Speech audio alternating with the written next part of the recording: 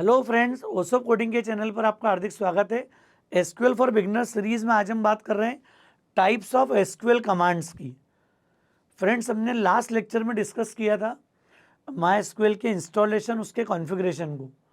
अब हमें क्लैरिटी है कि अगर मुझे माई एसक्यूएल में एसक्यूएल कमांड्स लिखनी है तो मुझे क्लाइंट साइड पर वर्कबेंच का यूज़ कर सकता हूँ। अगर मुझे कमांड प्रॉम्प्ट पे एग्जीक्यूट करना है तो भी हम बड़ी आसानी से डेटाबेस को सिलेक्ट कर सकते हैं, क्रिएट कर सकते हैं, टेबल्स को क्रिएट कर पाएंगे, डिफरेंट ऑपरेशन परफॉर्म कर पाएंगे।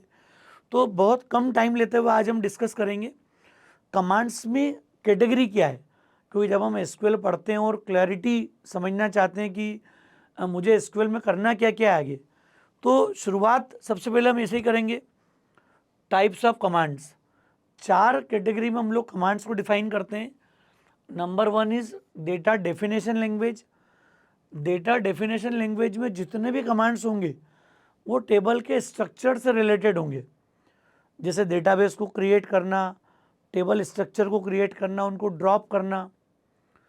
इस तरह के जो सारे कमांड्स हैं, व्यूज़ क्रिएट करना, इंडेक्स क्रिएट करना, ये सब कुछ आता है डेटा डेफिनेशन लैंग्वेज में, और मैं क्लियरली इसको अभी डिस्कस करूँगा। सेकेंड होता है डेटा मैनिपुलेशन लैंग्वेज। अगर मुझे डेटा को मैनिपुलेट करना, मतलब इंसर्ट, डिलीट, अपडेट और सिलेक्ट। हालांकि सिलेक्ट को हम लोग DQL का पार्ट मानते हैं, डेटा क्वेरी लैंग्वेज, पर बहुत कॉमनली, मतलब अगर दशकों की बात की जाए, डिकेड्स की बात की जाए, तो उसको भी हम लोग DML के पार्ट में रूटीन में रखते आ रहे हैं। तो इंसर्ट, डिलीट, अपडेट, सिलेक्ट, ये सारे कमांड हम लोग रखते हैं डेटा मैनिपुलेशन लैंग्वेज में। फिर आती है data control language. Data control language मतलब यहाँ पर हम परमिशन देने की बात कर सकते हैं कि किसी यूज़र को स्पेसिफिक टेबल पर इंसर्ट, डिलीट, अपडेट की परमिशन देना है या वापस लेना है। तो इसमें दो तरह के हम लोग कमांड देखेंगे, ग्रांट और रिवोक, और अभी इसका हम एक टेबल भी डिस्कस करेंगे पूरा। And next is transaction control language. ये ट्रांजेक्शन कंट्रोल लैंग्वेज है। ट्रांजेक्शन कंट्रोल लैंग्वेज का मतलब क्या हो गया कि यहाँ पर अगर हम कोई insert, delete, update command execute करते हैं तो ये सारे चेंजेस परमानेंटली सेव नहीं होते हैं जब तक कि हम एक कमांड जनरेट नहीं कर दे, कमिट। जैसे मैं कंफर्म करूँगा वो सारे चेंजेस परमानेंट होंगे, मैं उसको कैंसिल कर दूंगा, रोल बैक कर दूंगा, सारे चेंजेस रिवर्ट हो जाएंगे। तो इस तरह की कैटेगरी के कमांड्स को हम लोग बोलते हैं ट्रांजेक्शन कंट्रोल लैंग्वेज। ये तीन कैटेगरी के कमांड्स हमारे पास एसक्यूएल में होंगे जब अपनी जर्नी शुरू करेंगे। तो एक सामने मैंने सिंपल सा टेबल आपके सामने शेयर किया है। DDL मतलब डेटा डेफिनेशन लैंग्वेज, उसमें कमांड होगा क्रिएट टेबल, ड्रॉप टेबल, उसके पहले क्रिएट डेटाबेस, ड्रॉप डेटाबेस। इन कमांड्स का यूज़ कर पाएंगे हम टेबल को क्रिएट करने में और उसको स्ट्रक्चर सहित डिलीट करने में। अल्टर टेबल कमांड हम लोग यूज़ करेंगे जब मुझे टेबल के स्ट्रक्चर को मॉडिफाई करना हो। टेबल के स्ट्रक्चर को मॉडिफाई करना मतलब कोई कॉलम आपने टेबल क्रिएट कर ली, कोई कॉलम मिसिंग है, वो कॉलम आप ऐड कर सकते हो। आप टेबल में प्राइमरी की लगाना भूल गए, अल्टर टेबल से आप लगा सकते हो। आपने टेबल क्रिएट कर दी, बाद में की ऐड करनी है, क्लियर, या मॉडिफाई करना है, किसी कॉलम की साइज़ कम ज़्यादा करनी है, तो सब कुछ मैं कर पाता हूँ अल्टर टेबल कमांड के साथ में। तो अल्टर टेबल में ऐड और मॉडिफाई, प्राइमरी की और कॉलम के कमांड्स हम लोग देखेंगे, जिसके बेसिस पर हम टेबल के स्ट्रक्चर को मॉडिफाई कर पाएंगे, क्लियर। फिर होगा क्रिएट और ड्रॉप इंडेक्स। ये बड़ी इंपॉर्टेंट टर्म है, नॉर्मली एसक्यूएल के साथ में स्किप हो जाती है, पर हम लोग बात करेंगे, हमारी सीरीज़ में थोड़ा लेट बात करेंगे। इसका रोल क्या होगा जब मुझे बहुत बड़े डेटाबेस पे काम करना हो और मैं चाह रहा हूँ कि मुझे प्रोसेसिंग स्पीड मेंटेन करनी है। तो कई बार जब डेटा बड़ा होता है तो सिर्फ की के बेसिस पे सिर्फ डिफ्रेंशिएट कर पाते हो एलिमेंट्स को, लेकिन उनको प्रोसेस करने में आपको स्पीड की नीड होगी। वो स्पीड आपको मिलती है किससे? इंडेक्स के थ्रू। अगर मैं किसी टेबल पर इंडेक्स क्रिएट कर दूंगा तो फिर हम उसको प्रोसेसिंग में जब हमें डेटा को एक्सेस करना होगा तो कंपेरेटिव फास्ट एक्सेस कर पाएंगे। तो इसकी नीड होती है कि एलिमेंट डेटा कम हो तो हम अवॉइड करते हैं इंडेक्सिंग। बड़ा डेटा सेट है तो फिर इंडेक्सिंग करना फ़ायदेमंद है उस केस में। तो क्रिएट और ड्रॉप इंडेक्स कैटेगरी के कमांड्स को देखेंगे हम डिसाइड कर सकते हैं सिंगल कॉलम पे आपको मतलब इंडेक्स क्रिएट करना है, मल्टीपल कॉलम पे इंडेक्स क्रिएट करना, सब कुछ पॉसिबल है इसके साथ में। फिर आता है क्रिएट और ड्रॉप व्यू कमांड। क्रिएट और व्यू का मतलब होता है वर्चुअल टेबल्स। फिजिकली अगर कोई टेबल आपकी बनी हुई है 4 कॉलम की है, आपको 2 ही कॉलम का डेटा एक्सेस करना है। आप चाहते हो कि बचे हुए 2 कॉलम को हम हाइड कर दें कुछ स्पेसिफिक यूज़र के साथ में, तो व्यूज़ डिफाइन होते हैं सिक्योरिटी रीज़न से। आप चाहते हो कि डेटाबेस में मैं सब कुछ प्रोवाइड नहीं करना चाहता हूँ, मैं चाहता हूँ कुछ स्पेसिफिक फीचर्स को प्रोवाइड करूँ, कुछ स्पेसिफिक ऑपरेशन को प्रोवाइड करूँ, तो हम लोग व्यूज़ क्रिएट कर दें। व्यूज़ मतलब वर्चुअल टेबल्स। फिजिकली अलग से कोई व्यू क्रिएट नहीं होंगे, जो टेबल आपके स्ट्रक्चर में डेटाबेस में उन्हीं पर हम लॉजिकली कॉलम्स को मैप कर सकते हैं, रोज़ को मैप कर सकते हैं और एक डेटा सेट बना सकते हैं जो कि वर्चुअल होगा।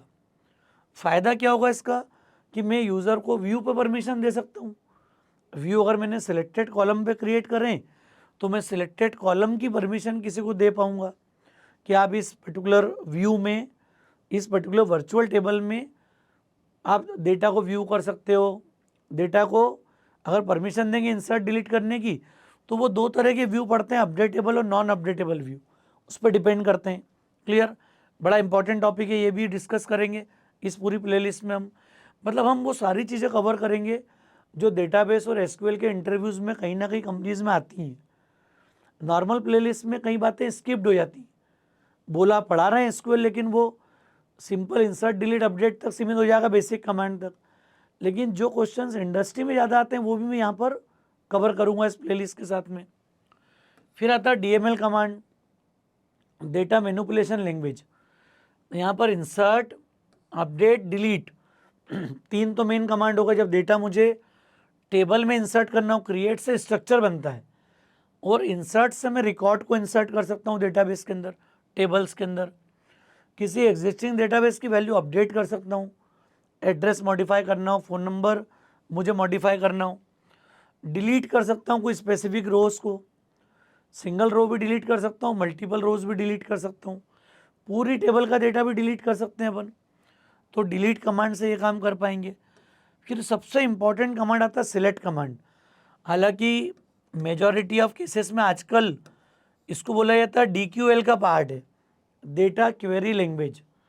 तो सिलेक्ट को हालांकि सालों से, जो मैं मतलब मुझे अब 30 ईयर्स हो गए IT में रहते हुए, 93 में एडमिशन लिया था कंप्यूटर साइंस में, तो आप अंदाज लगा सकते हो कि सिलेक्ट क्वेरी में सालों से हम इसको DML की कैटेगरी में रखते आ रहे हैं। अभी हम सुनते हैं आजकल कि वो DQL का पार्ट है, तो जहाँ आप रखना चाहो that is your choice. Select सबसे इंपॉर्टेंट कमांड है। इंपॉर्टेंट क्यों? क्योंकि बाकी सारे कमांड 1 या 2 बार जब एग्जीक्यूट करोगे आप, तो आपको ऑलमोस्ट क्लैरिटी हो जाती है, सेंटेंस समझ में आ जाता है।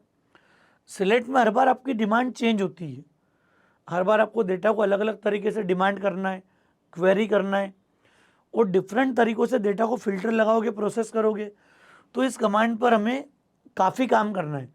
मतलब इस एसक्यूएल में मेजॉरिटी ऑफ टाइम हम लोग एसक्यूएल की सिलेक्ट कमांड की अलग अलग आस्पेक्ट पे काम कर रहे होंगे।